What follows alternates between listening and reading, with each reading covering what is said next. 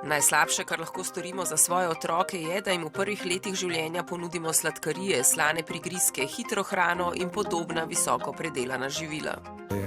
Prehrana, predvsem v prvih 2 letih, govorimo o tako imenovanem tudi programiranju prehranskem, ne prvih 1000 dni, se pravi že v nosečnosti, pa potem v otroštvu, zgodnjem zelo pomembna, zaradi tega, ker se ne samo, da se telo raste, razvija, ampak predvsem možgani v prvih 2 letih v bistvu dosežejo nekako 80–90% svoje mase.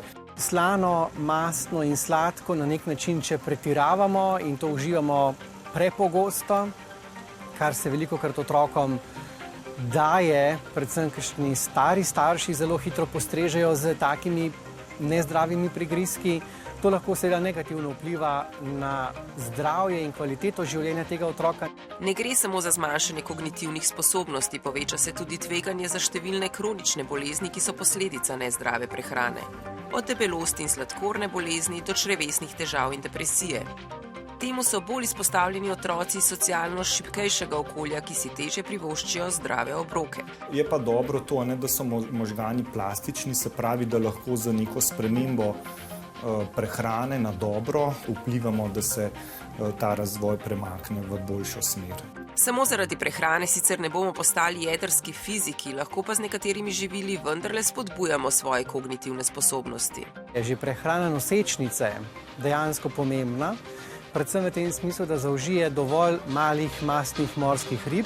Potem, ko dojenček pride na svet, je pomembno, da je dojenček dojen in to izključno 6 mesecev, potem pa nadaljnje dojen do nekje 2. leta starosti oziroma še dlje. Potem pa železo, cink, jod, ne nazadnje pa tudi beljakovine, ki jih dobimo najbolje za neko kvalitetno prehrano, naj bo to meso, stročnice, jajca, mlečni izdelki.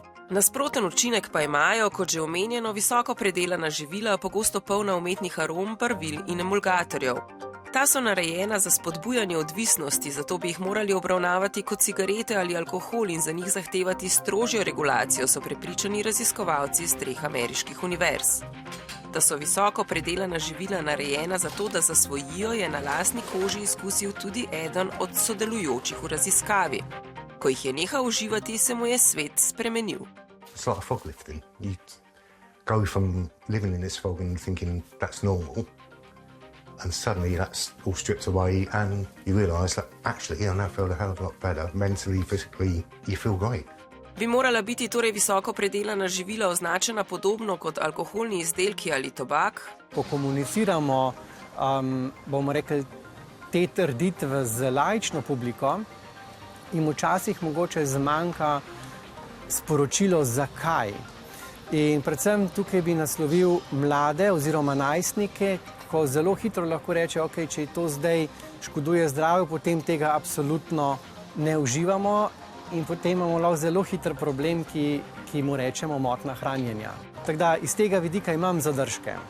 Ja, jaz mislim, da bi morali v bistvu, to je pa stvar družbenega dogovora, politike, biti ta živila označena, zato da v bistvu potrošnik točno ve, kaj kupuje.